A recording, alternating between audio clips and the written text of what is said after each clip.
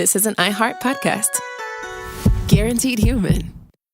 Work can be a little weird. Cringy training seminars, coworkers who won't stop talking about their plant, forgetting the mute button at an inopportune moment. We have to deal with a lot on any given workday. Sometimes it can feel hard to thrive and move forward in your career. Well, that's where LinkedIn comes in. LinkedIn helps you get ideas and insights from experts in your field, connect with people professionally, grow your network, and access tools designed to help you find the right fit for your next role. Whether you're just getting started, figuring out your next move, or looking to accelerate your career, LinkedIn is built to support you at every stage because LinkedIn is the network that works for you. Visit linkedin.com/knowstuff to learn more. If audiobooks are your thing and you've been meaning to listen to more of them, you should check out a podcast called Earsay, the Audible and iHeart Audio Club, hosted by Cal Penn. Each episode spotlights standout audiobooks on Audible across all kinds of genres: sci-fi, comedy, romance, thrillers, and more, with Cal talking to guests who help break down what makes each story worth listening to. It's a fun, easy way to discover your next great audiobook. Check out Earsay on the iHeartRadio app, Apple Podcasts, or wherever you get your podcasts. Hello, everyone. In case you're listening to these episodes out of order, we gave a heads up in episode 1 that we have a kind of a grown-up talk about ADHD in these 2 episodes. So we wanted to say if you're a parent with a kid who has ADHD, maybe listen to it yourself first before you share it with them. On with the show. Welcome to Stuff You Should Know, a production of iHeartRadio.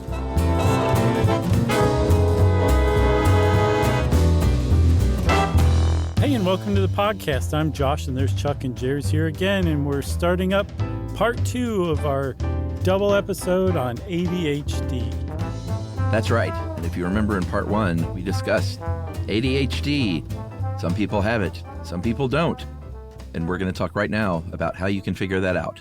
And that's called diagnosis. Right now, where we are scientifically, is that the biggest factor on whether or not you have ADHD or not is hereditary. If you have kids and you have ADHD, as a parent, your kid has about a 50% chance of having it as well. Mm-hmm. And like we mentioned in the first part, a lot of adults from especially our generation, Gen Xers, are now getting diagnosed in their 30s, 40s, 50s. Because they found out that their kid has ADHD, and they were like, wow, little Chucky Jr. looks a lot like Big Chucky. Yeah, that's a symptom? I thought that was charming. Exactly. I thought it was a bug. And even if they don't recognize it in them, there's a 100% chance that their spouse will be like, I really think you have this too. Yeah, but there are some other factors, right? Yes. There's issues during pregnancy. That's a big one. Usually exposure to alcohol or tobacco, premature delivery. If you didn't weigh very much when you were born, if you were exposed to lead as a kid, if you had a brain injury as a kid, there's a lot of concern about some other stuff. I think you said at the very outset of part 1, there isn't any research that suggests watching too much TV or living in a go world. There is some research that suggests that blue number 1 and blue number 2 food dyes may actually at least exacerbate ADHD symptoms. But for the most part, they think it's a combination of genetics, the environment you were raised in, and then possibly like actual environmental factors like being exposed to lead or your mom, smoking when she was pregnant with you. Yeah, and just to kind of clear up the TV and the screen thing, watching TV or being on screens too much or too much TV, quote unquote, isn't going to help give you ADHD. But there is a connection there. If you are a kid with ADHD, the pull toward a screen is going to be way stronger than a kid who doesn't have it. That short attention span is going to really crave like the flashy graphics that video games or cartoons can deliver you. Mm-hmm. It'll deliver that steady dose of dopamine. They've done studies. I found a large study of 5-year-olds that compared attention span of kids who watched less than 30 minutes per day of TV with those who spent more than 2 hours in front of a TV. And of course, we mean, screens basically. Right. And pretty dramatic results. The kids who watched the most TV had almost an 8 times more of a chance of meeting the ADHD diagnosis criteria, and it even outranked other things that cause attention problems like lack of sleep or parent stress, Wow. economic stress, stuff like that. Wow. So there's a link. It's not going to give you ADHD, but if you have a kid with ADHD, then you should probably just monitor screens even more. You should be doing that anyway, but maybe even more so. Yeah, because those sites are designed to release dopamine and train you to come back and do it again and again and again. And so kids with ADHD who don't normally have a flood of dopamine, when they get it, they really learn to do that thing that gives them that dopamine, which again, doesn't give you like a feel-good rush. It just comes along with that and tells your brain, this is a really important thing to do. So do it again and again and again. Yeah, for sure. It's also like the age of your kid is really important when you're trying to diagnose. If you're preschool aged or younger, or I guess that counts as all ages younger than preschool, but you know what I mean. That it can be a lot tougher because there are other developmental delays that may look like ADHD that change, and you may not be able to get a really good diagnosis until they're 6, 7, 8 years old. And even when they're older, like, teenagers, you got to rule out a lot of stuff like learning disabilities, mood disorders. If you have like vision or hearing problems or a sleep disorder, a lot of that stuff can fool you into thinking you have ADHD. So it can be tricky. It can be. So there's two lists. There's an inattentive list, and then there's a hyperactive list. Yeah. And each one has, I think, 9 like criteria. Things like, you lose things frequently, you appear to zone out while people are talking to you, stuff like that. And if you have 6 out of the 9 on the inattentive list, you have inattentive type ADHD. If you have 6 out of 9 on the hyperactive list, you have hyperactive type ADHD. And if you're really running up the numbers and you've got 6 of 9 on inattentive and 6 of 9 on hyperactive, you've got the combined version of ADHD. Adults, it's the same thing, although the criteria is adjusted a little bit for, runs around rambunctiously in class. You don't do that, but say you feel restless during meetings, like it's really hard to sit still. You may be mentally doing that. Exactly. I would love to jump up and spin in a circle. Right, right. But a kid will actually do that, whereas the adult in the meeting will just struggle through that. Exactly. So the criteria is essentially the same. It's just kind of adjusted for adults. And then for adults, it's 5 of 9 for either list. And then also with kids, when you're diagnosing kids, you look at their educational records, you talk to their parents, you talk to their guidance counselors. You get as much information as you possibly can to properly diagnose somebody with ADHD. Because there's not one like, here's our ADHD test. Whether it's a blood test or a written test, you're basically pulling all of these disparate info together to put together like, okay, this kid has ADHD and it's this kind. Yeah.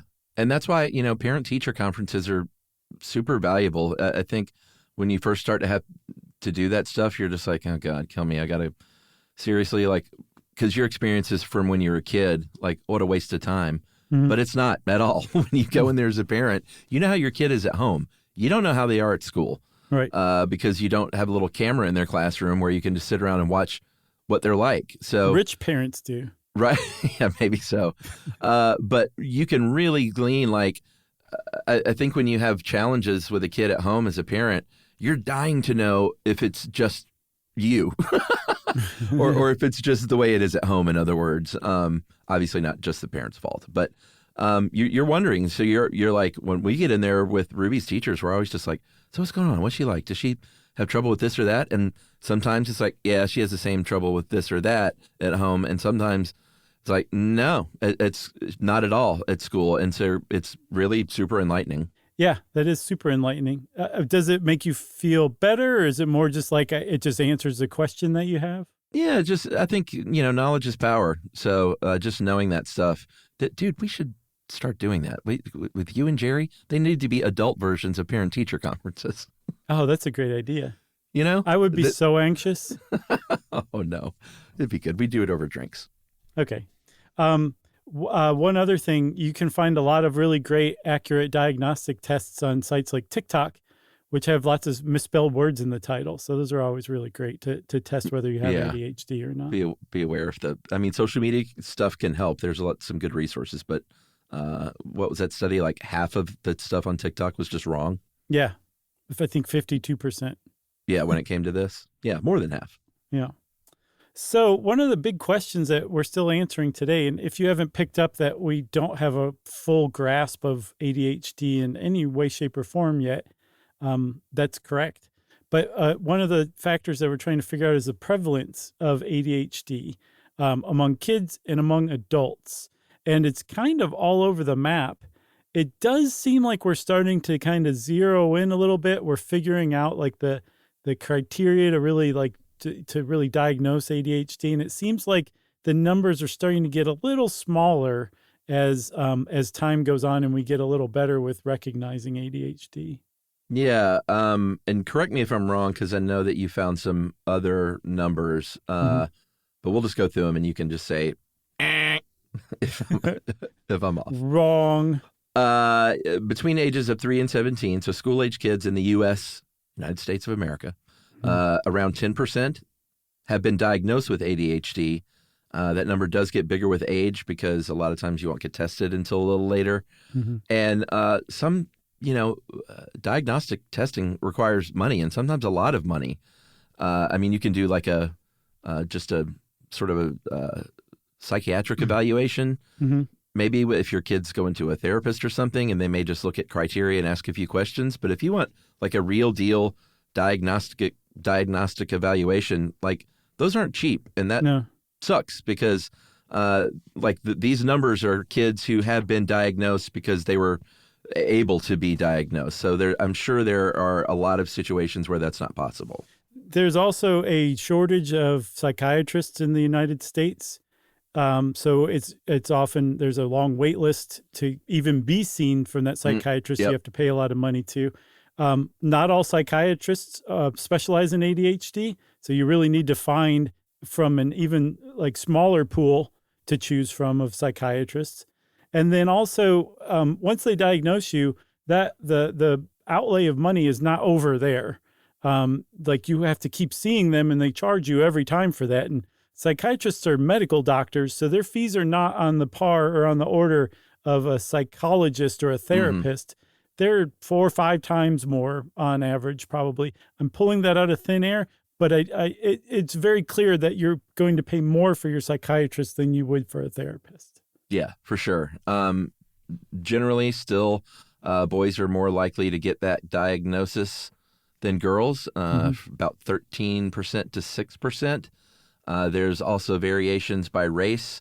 I believe the highest percentage is black kids are at 12%, 10% for white kids, 8% for Hispanic kids, and 3% for Asian children, which is just super interesting. It is interesting for sure. And there's got to be some clue in there somewhere. Like, that seems like that's weird that there's a difference, because I think all of those numbers were for kids in the United States. Yeah, it was.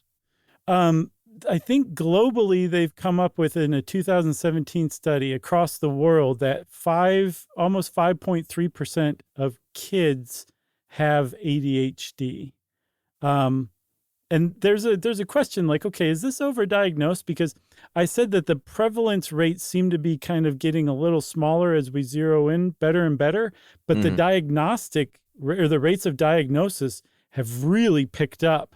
Or they really did at the beginning of the 21st century. Between 2005 and 2014, diagnoses of kids with ADHD doubled.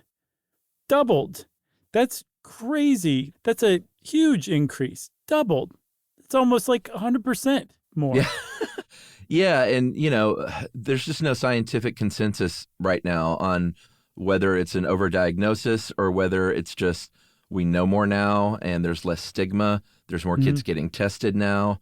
The criteria changed in 2013 from the DSM-4 to the DSM-5, right? As far as that threshold. So all of those things probably factor in to the doubling, I would think.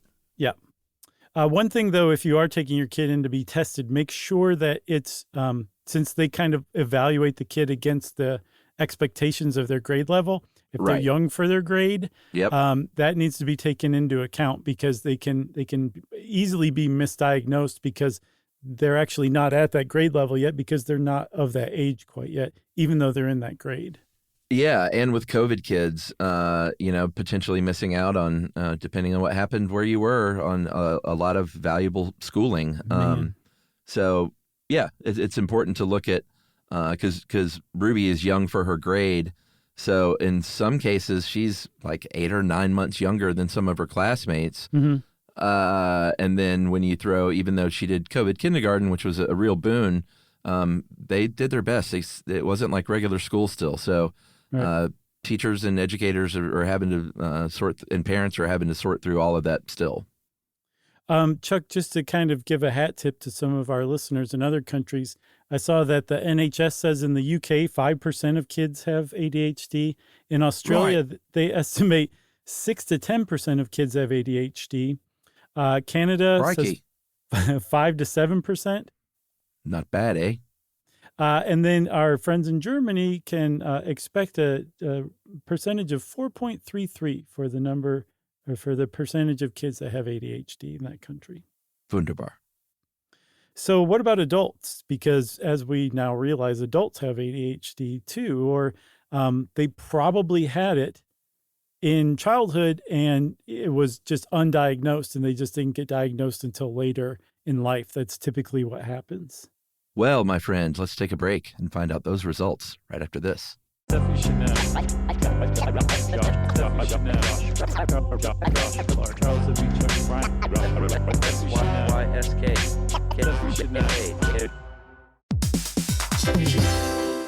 Hey, everybody. Here's a fact for you. In the United States, there is a break-in every 26 seconds, and that means that somewhere right now, an intruder is getting closer. And the problem with most security systems is that they only alert you after the break-in has started, and that's too late. Well, that's what makes Simply Safe different. They use alerts. Simply Safe's U.S.-based live agents, they identify threats on your property and help deter them before they actually break in. So the intruder never gets into your house. The crime is stopped before it even starts. That's right. And another great thing about Simply Safe is they have no long-term contracts. They give you peace of mind and great value with their monitoring deterrence plans because they just start at about $1 a day. Yeah, Simply Safe sent us a setup years back, and I still use mine every day. Yeah, and apparently setup, you can do it by yourself in under 30 minutes, so it's a really good value and it doesn't take long. So if you want to experience the Simply Safe peace of mind, you can take advantage of the Simply Safe discount offered to Stuff You Should Know listeners. Right now, you can get 50% off your new system by visiting simplysafe.com/stuff. That's half off at simplysafe.com/stuff. There's no safe like Simply Safe.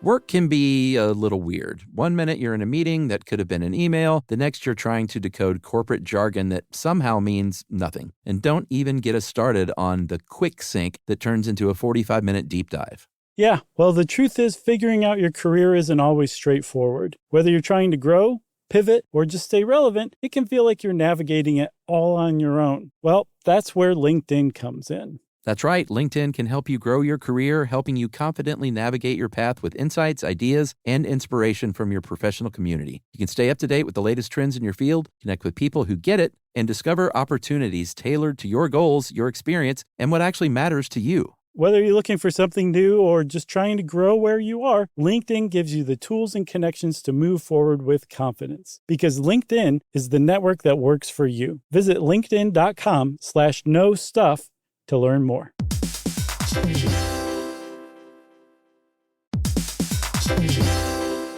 Hey everybody, we're here to talk to you about Wayfair, who believes that spaces should be functional, they should be comfortable, they should be well designed, and they can be well designed by you with their help. Your updated space should feel more comfortable, inviting, and practical for everyday use. And we're talking about outdoor seating. We're talking about grills. We're talking about major appliances. If you need storage solutions, Wayfair can help you out. Patio lighting, rugs, decor. It is your one-stop shop for home. Yeah, I mean, it's getting nice out, so it's time to think about living outdoors for the next few months. And Wayfair knows that outdoor furniture, it's heavy, it's intimidating to assemble. So Wayfair has stepped in and said, we're going to handle the hard part so you don't have to. That's right. You can shop Wayfair Verified, your shortcut to the good stuff. And that means their team of product specialists are going to vet everything by hand using a 10-point inspection, testing things like, quality materials, functionality, and features, and even how long it takes to build that piece of furniture. And the overall experience save time, reduce hassle, and improved convenience. Patio season is here, and these deals won't last. So head to wayfair.com right now to get your outdoor space ready for way less. That's WAYFAIR.com.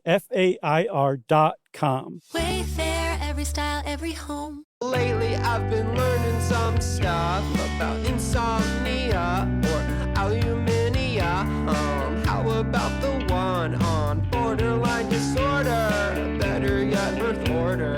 Heard that one before, but it was so nice I learned it twice. Everybody listen up. Oh, it's Charles and Joshua. It's stuff you should know.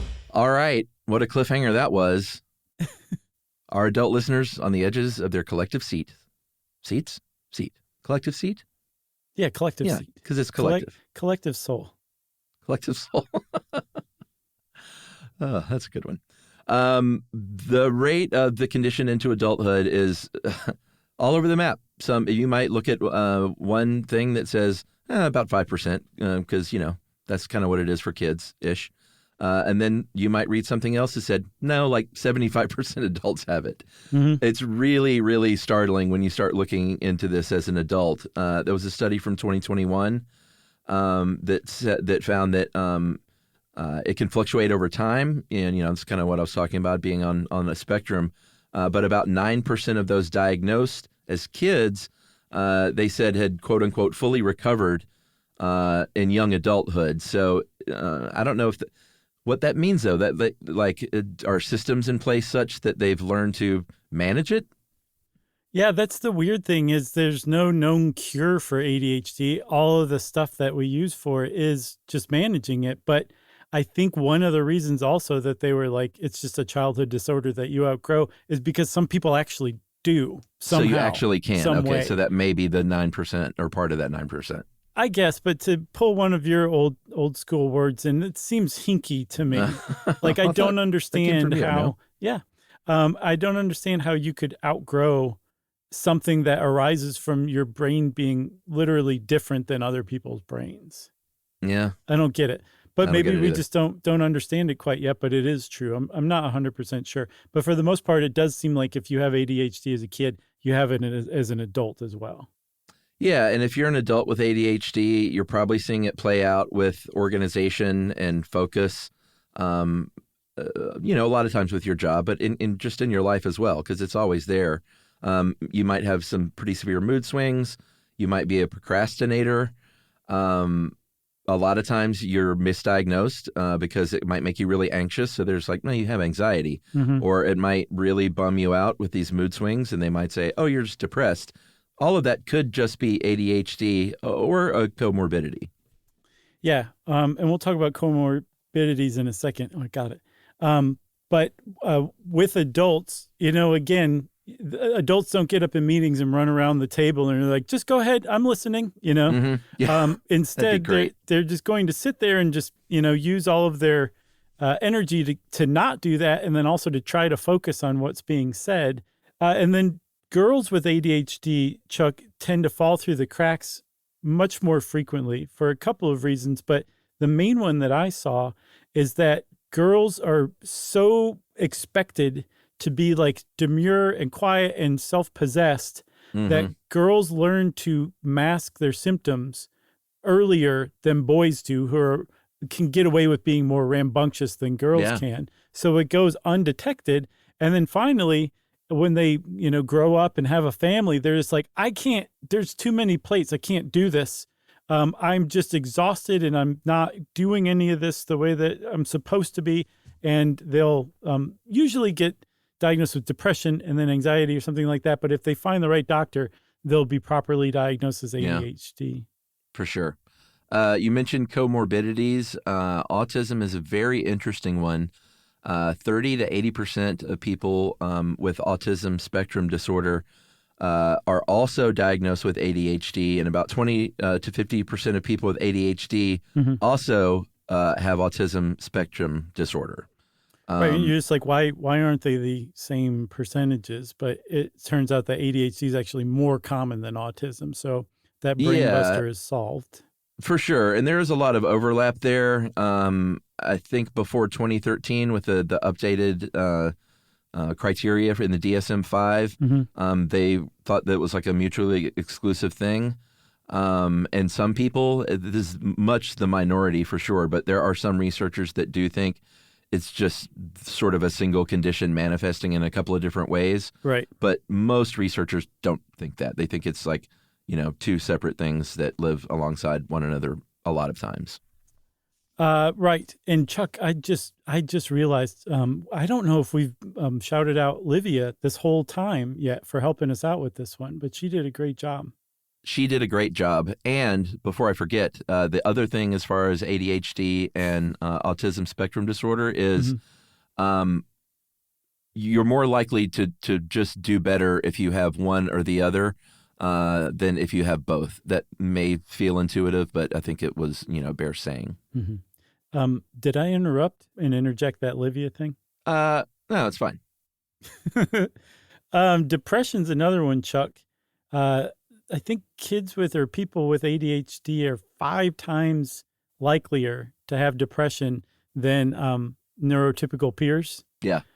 And they're not exactly sure why. A lot of people are like, well, it's obvious. I mean, like it can be a really hard life to have ADHD, especially when it's undiagnosed and untreated. So of course people have depression.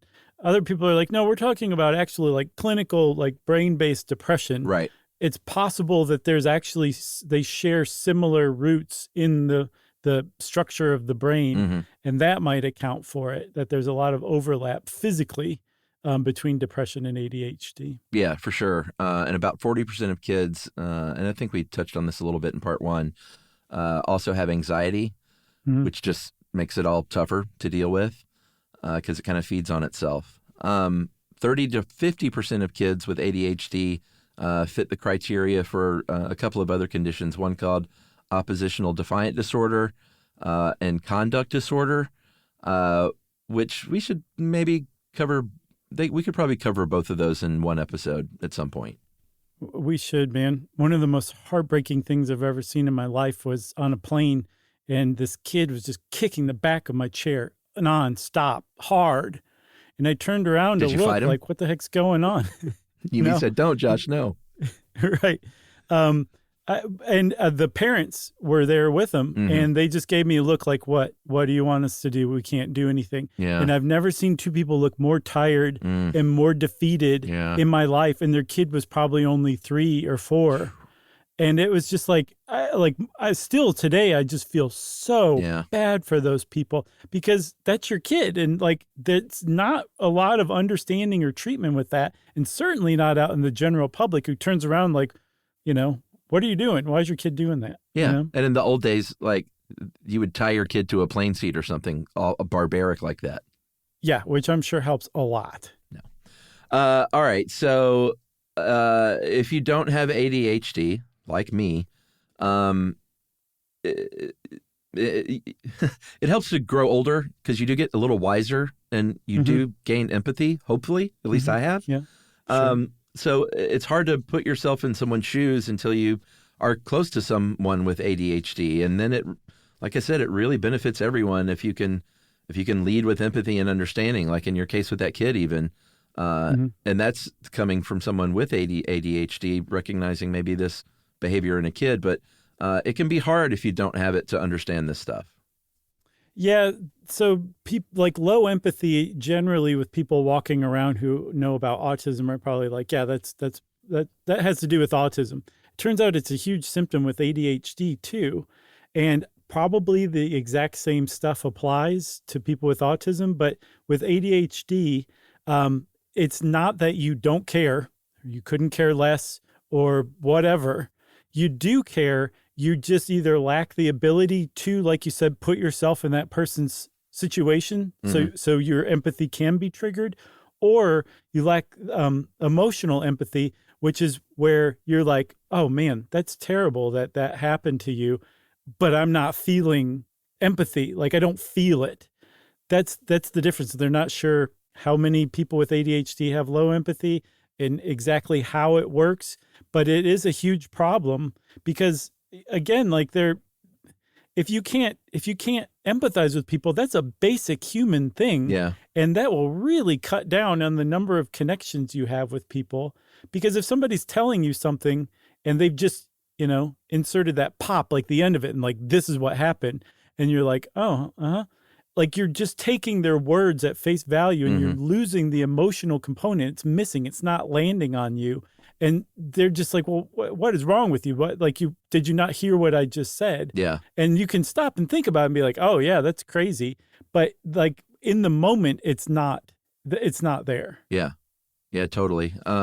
And this is something I never knew anything about until we started researching this, but false memory or faulty memory can be an issue if you have ADHD. And it's not just, I just don't remember things as they really were. It can literally be like a false memory. They've done tests with kids, and they showed that kids with ADHD are much more likely to remember things that weren't on a list. And this is sort of the key here. Not only that, but be really emphatic that those memories were correct and trying to defend those memories. And that can be not only a frustration, but a real challenge, especially as you get into adulthood, to sort of be able to construct your autobiography of who you are, because that's all based on your memories. Yeah, because if you can accept that you have false memories and that you embellish stuff that you don't remember, inadvertently, you don't know that you're doing this, you start to question all of your memories, like which ones are true, which ones are made up. That's a huge problem individually, but also as far as relationships go, you're accidentally, inadvertently gaslighting the people that you're like, no, that totally didn't happen, or you said this, I didn't say that. And to get to a point where you can trust the other person's version of events, what you're doing, you're having to disavow your own version of reality and rely on somebody else's version of reality. And that's probably the hardest mental thing a person can do in their life, is abandon, like just not trust their view of reality and be like, okay, I trust your version instead. It's one of the hardest things you could possibly ever do. And that's what it requires to not accidentally gaslight people and not get in arguments all the time because your memories are false. Yeah, and I imagine, you keep kind of going back to this, how so much of this can lead to a lack of ability to connect with people in different ways. I imagine when you find your person or your persons in your life, it may be a smaller number than it would have been otherwise, but I would think that maybe some of those connections, because so much trust is involved, can be even deeper sometimes.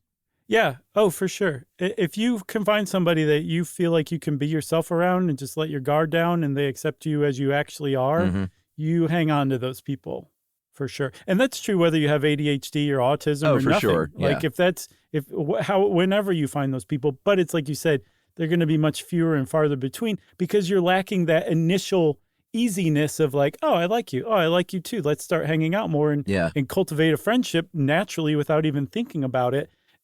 Each relationship is a lot of work for people with ADHD. So yeah, of course you're going to have fewer of them. Yeah, for sure. And these are, we're kind of going through just sort of like what it's like to live with it. So some of these are downers. But you are more, I believe, about twice as likely to be injured in life. If you have ADHD, which sounds kind of weird, but it makes sense. If you're distracted, or if you're impulsive, if you take more risks, that's going to lead to more injury in life. There's also this very, very strange thing called the ADHD sway, where it's a literal physical imbalance, a postural imbalance that's associated with ADHD, which could be a short stuff on its own, maybe. I think so. Yumi found this hilarious video, I think on Instagram, of somebody saying like what it's like walking next to somebody with ADHD.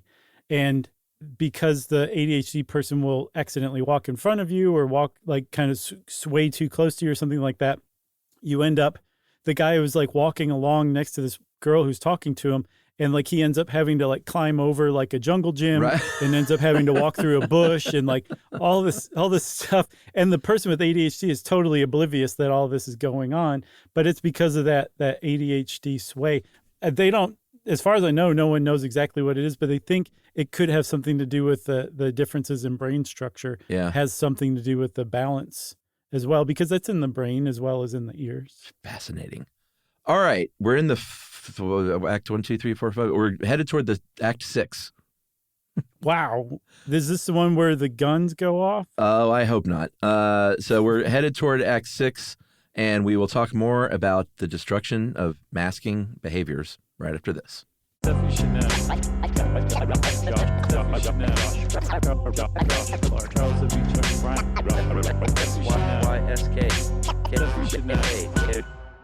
Lately.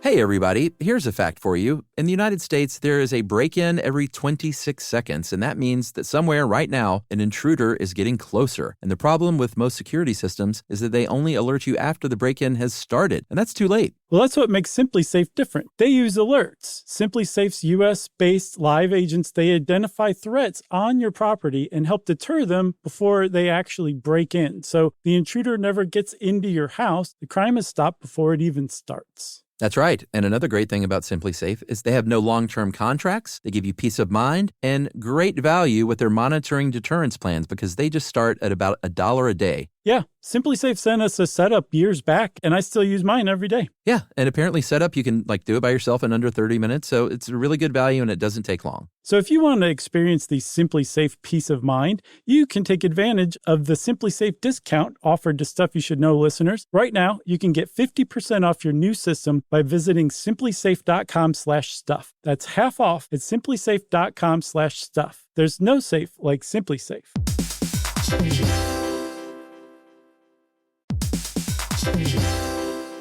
Work can be a little weird. One minute you're in a meeting that could have been an email. The next you're trying to decode corporate jargon that somehow means nothing. And don't even get us started on the quick sync that turns into a 45-minute deep dive. Yeah, well, the truth is figuring out your career isn't always straightforward. Whether you're trying to grow, pivot, or just stay relevant, it can feel like you're navigating it all on your own. Well, that's where LinkedIn comes in. That's right. LinkedIn can help you grow your career, helping you confidently navigate your path with insights, ideas, and inspiration from your professional community. You can stay up to date with the latest trends in your field, connect with people who get it, and discover opportunities tailored to your goals, your experience, and what actually matters to you. Whether you're looking for something new or just trying to grow where you are, LinkedIn gives you the tools and connections to move forward with confidence. Because LinkedIn is the network that works for you. Visit linkedin.com/knowstuff to learn more.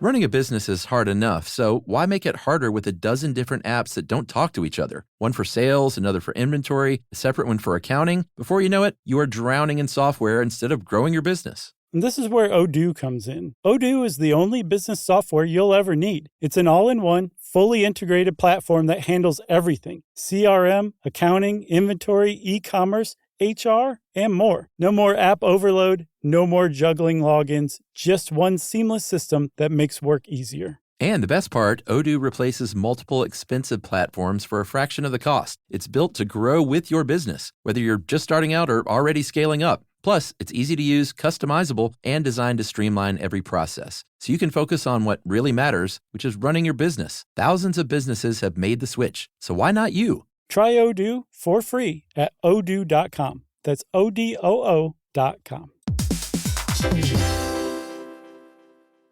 I've been learning some stuff about insomnia or alumnia.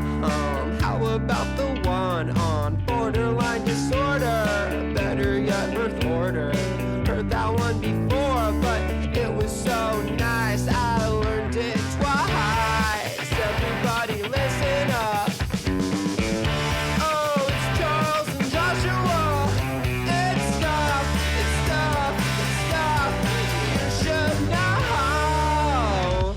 So, Chuck, you promised that we're going to talk about masking. So I feel like my back's against the wall. And I have to start talking about masking, which I will right now. Okay. Okay. Are you masking Right now? Sure. Yeah. I think at all times people with ADHD mask. To varying degrees, for sure. I feel very comfortable on the episode, but, yeah. I didn't mean to put you on the spot. I was kind of just joking. What is masking? Let me ask you that. Masking is camouflaging your symptoms to blend in better. And how bad can that get, and how bad is that for somebody? In some ways, it's necessary and needed just to navigate the world, just to blend in. And not to blend in like, don't look at me, but to be able to interact with people in levels that they're not like, what's wrong with you? They're paying attention instead to what you're saying, or, the value that you have. Yeah.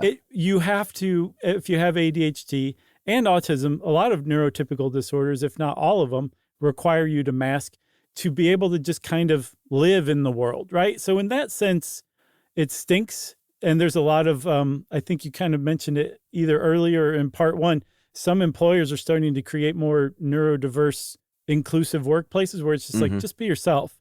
But traditionally, if you want to just make it in the world, you have to mask to some degree, right? And so in that sense, that's okay. Or at the very least, that's not the most insidious version of masking.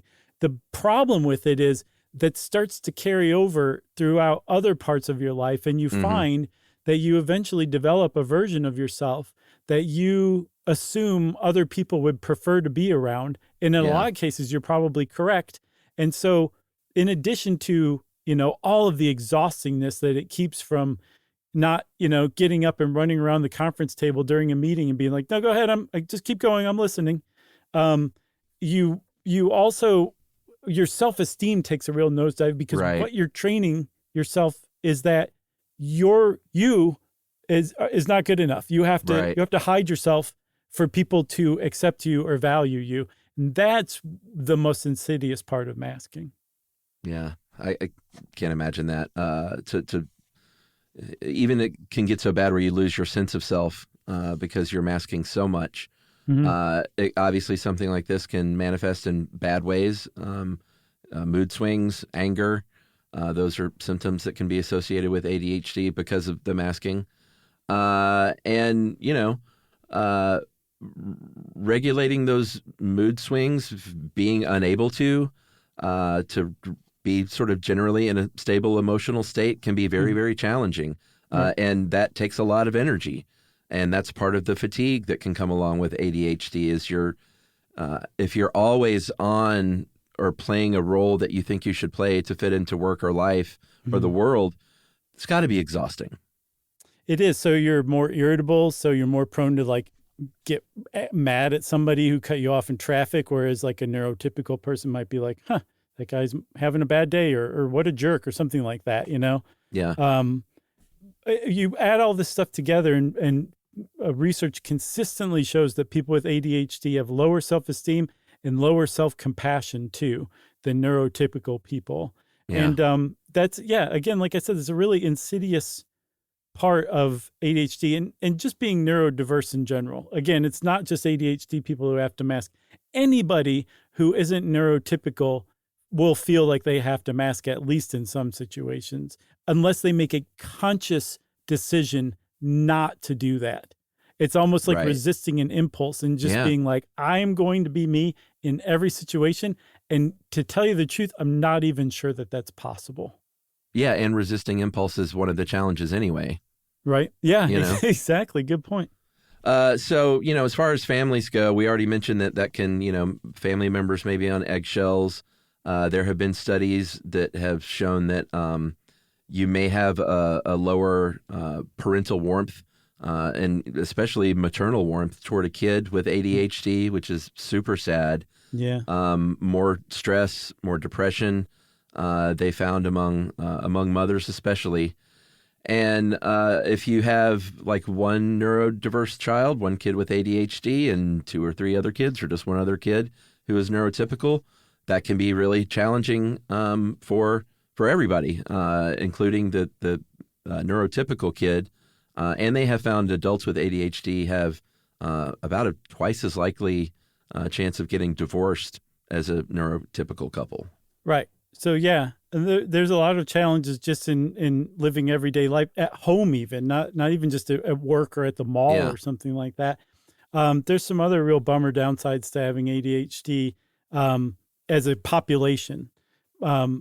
You're very susceptible to addiction because, again, like these things flood your brain with dopamine, so you learn to do those over and over and over again. So it's really easy to get addicted to just about anything if you have ADHD. There's a study of people who were in treatment in the U.S. I can't remember when it was conducted, but they found a quarter of them had ADHD. And another quarter, between 24% and 62% of homeless people in the U.S. were found to have ADHD. Despite, again, only maybe 3.1% of adults globally having the disorder. So they're disproportionately represented in those populations. For sure. So here's the good news, everybody. We've been through 5 acts and a third of some good things, some bad things, and real challenges. We laughed, we cried. We laughed, we cried, for sure. It's in fact, one of the most highly treatable conditions or disorder. I don't even like saying disorder, but I guess that's how they list it, that you can have. There are a few things you can do treatment-wise. There is coaching, there's therapy, and there's medication. You may try one of these things. You might try 2. You might try all 3 as an individual or a parent if you're helping your kid through the situation. That's the most effective usually, is all 3 of those. Yeah, I mean, medication can be very effective. As of 2016, 62% of kids in the U.S. That are diagnosed were on medication. 30% of those were only on medication. 32% were on medication and behavioral treatment, and 15% shunned the medication and just did behavioral treatment. And that's kind of understandable for a parent to make a decision, and that many parents to make the decision, like, I don't want to put my kid on speed. Yeah. Because again, like central nervous system stimulants are the go-to drug for treating ADHD because it really, really works. It's like flipping a light switch, I understand, where like just even from the first dose, you're like, oh, this is what it feels like to be neurotypical. Right. And one of those stimulants that is prescribed, one type, Adderall, Vyvanse, Strattera, they are literal amphetamines.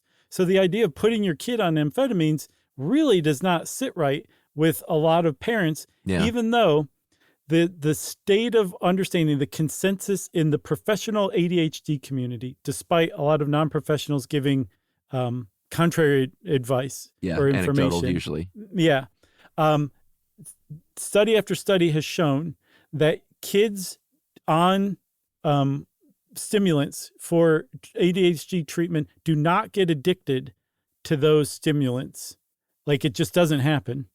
And then it also doesn't set them up for increased addictions later in life. And it may actually decrease, some studies have shown, the proneness to addiction of other stuff later in life even too. And I don't want to be just like a lackey for psychostimulants as ADHD treatment. There's a lot of different info out there, but from what I could tell when I researched it for this, the professional community generally agrees they are not harmful to be on, even long term. Yeah, there are a couple of kinds. There's immediate release medicines that's sort of as needed, like a maybe up to 4-hour effective time window. You may crash really hard after that, or get really tired or depressed after that. There are extended release medications that's sort of the morning pill that can last all day. Sometimes it's 6 hours. Sometimes it's up to 16. Sometimes people tag team those, take that pill in the morning, and then either as needed or in the afternoon or evening, one of the immediate release medicines. And you have to get screened, for something like this. They're going to do like a cardiovascular screen for health risks and stuff like that. But it's sort of, I believe they haven't found link to cardiovascular disease, right? But didn't they, there was something about the heart you found that was contrary to that, right? Yeah, there's a study in the Journal of the American Medical Association that I think from like 2023 that was like, actually, we studied some dudes in Sweden, and it seems like they were at an increased risk of cardiovascular disease from long-term psychostimulant use from ADHD. So again, it's possible that we just don't know enough, or people haven't been on it long enough. But again, these things were developed in the 50s, and kids have been on them since the 70s, 80s at the latest, when they started putting them on, well, effectively speed to treat this stuff. And there doesn't seem to be a lot of research that suggests they are harmful. Right. If you don't respond well to those, if the side effects are no good, there are other medicines that you can take that are not stimulants, alpha antagonists sometimes. Sometimes, like they found that some medications to treat high blood pressure, like clonidine, have, improved ADHD symptoms. So, talk to your doctor if this is something you're interested in. And, just we're not medical professionals. So, good point. Speak to your doctor and really do some research and dig in. It's putting your kid or your adult self on any kind of medication is not something to take lightly. So just, really, really dig in there and ask questions. For sure. And no shade on you if you're a parent that's like, I don't care what you say, I'm not putting my kid on speed. For sure. I totally get that. Like, I respect anybody's decision about that, because it doesn't mean that you don't care about your kid. I respect anybody's decision about stuff like that. Of course. So I said that the most effective, approach to treating ADHD is not just medication, but also different types of therapy, and then also some other interventions like exercise and nutrition. And when you put all that together, it's much easier to treat ADHD symptoms. And one of the first things, especially with kids with ADHD, is family training. Yeah. Where you teach the family how to teach the kid how to act and behave, like what's expected of them, what the consequences are. And not just the kid, the whole family is supposed to fully understand and be very clear on all of the house rules and the structure of the family.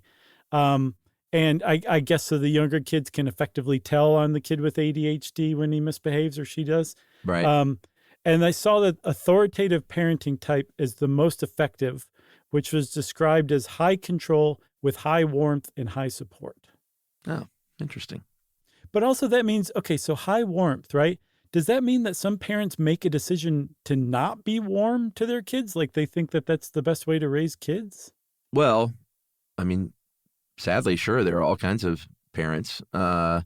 But I feel like that high warmth probably means extra warmth, like being really attuned to providing that extra warmth would be my guess. On fire, like a furnace of a parent. You mentioned exercise. Of course, that's good for everybody when it comes to mood regulation and your brain functioning at its highest. But for sure, if you have ADHD, it can increase dopamine. It can improve your executive functioning. If you have a lot of pent-up energy, especially if you're a kid, with hyperactivity, exercise can really help for sure. Mm-hmm. Coaching is another one too. There's therapy, obviously, but coaching is huge in the ADHD community, because you're not like, okay, what's wrong with you? Let's figure out all your traumas and stuff like that. It's like, okay, you're having trouble with time management. Let's figure out what works for you for getting better at time management. And it's a legitimate way to approach ADHD symptoms. So are productive strategies, where that will probably also come out of coaching sessions. And one thing that you'll learn very early on is phone calendars that are easily accessed, that you can put reminders on all the time, alarms on your phone, anything that can remind you can become like second nature to use to really help you navigate ADHD symptoms and remember important stuff. Systems, baby. That's the key. That's right. Getting systems in place, ADHD or not, systems are just, the older I get, the more I realize that if you don't have a system in place, then you're lost, flailing, you got to get a system.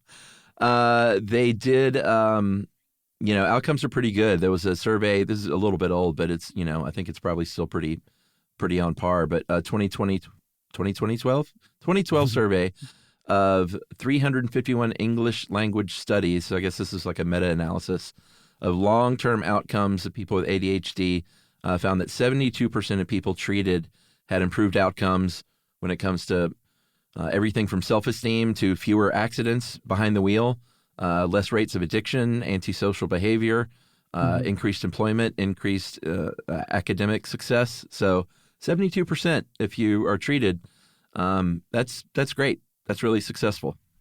Yeah, there's a lot of good resources too for ADHD. There's a researcher named Melissa Orlov. She holds marriage seminars that really kind of paint ADHD in a almost exclusively positive light. And if you're a couple that's tried like traditional marriage counseling, you've been like, this isn't working. It's because that stuff's geared toward neurotypical people. Hers is geared toward neurodiverse people. Melissa Orlov is very frequently criticized as being overly positive about ADHD. There's a researcher named Gina Perla who came out with a much more balanced look, it seems like, at ADHD called Is It You, Me, or Adult ADHD? Which is and then Russell Barkley has written a lot of books too for kids and parents and adults. And he was the president of the American Psychological Association for a while. So he's no slouch. No. And again, be very wary of who you're listening to on social media. But there are psychiatrists who specialize in ADHD who post a lot on social media and can be really helpful. On Instagram, too, that I wanted to shout out are Perry Nichols Mandanis. It's great. And then the psych doctor MD, Sasha Hamdani. She has ADHD herself, and she wrote a book called Self-Care for People with ADHD. All great resources. Yeah. And you know what?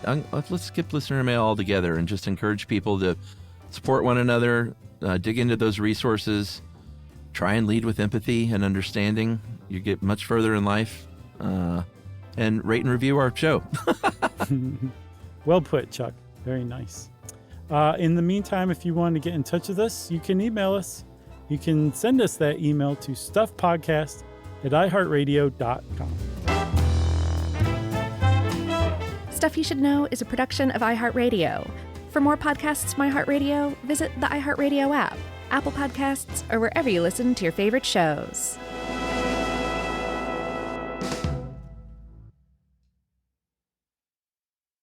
Service opens doors, and at American Military University, it can open doors for the whole family. If you have a loved one who served in the military, you may qualify for reduced tuition. AMU offers flexible online programs designed to fit your schedule, so you can keep moving forward wherever life takes you. Learn more at amu.apus.edu/military. Open doors to the future for you and your family with the help of American Military University.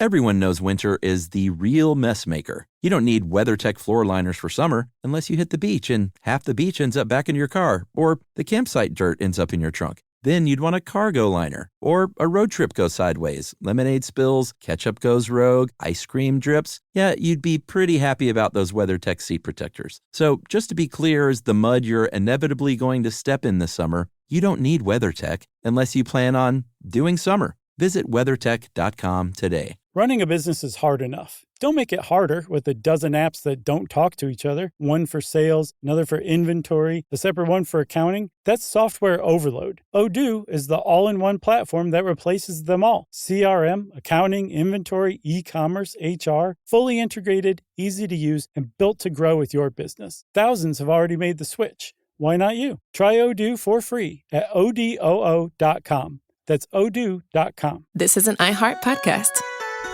Guaranteed human.